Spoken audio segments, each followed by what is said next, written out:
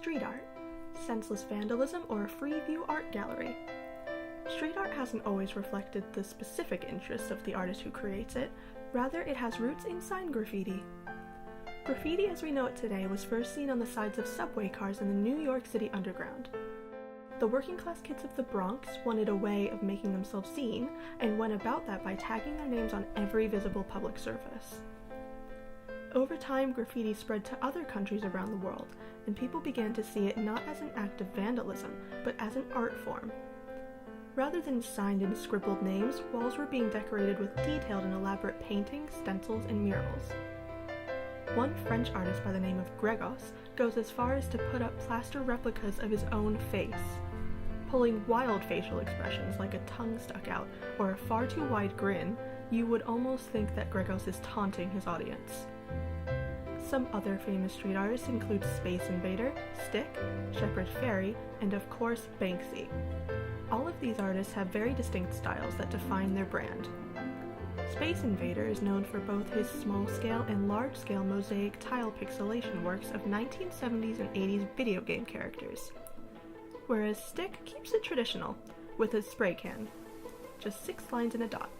Banksy favors stencil work of political and social commentary, and Shepard Fairey combines a number of different techniques, but has since become well known for founding Obey Clothing back in 2001, and more recently for his Barack Obama Hope poster that he made during the 2008 US presidential election.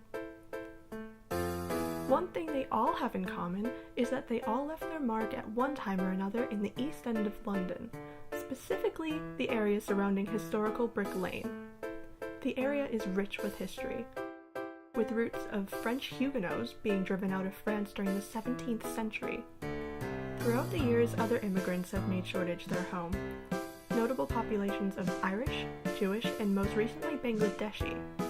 Bangladeshi culture is still very much a feature of the area, proven by the 26 curry houses packed into Brick Lane alone. But of course, the other main feature is street art.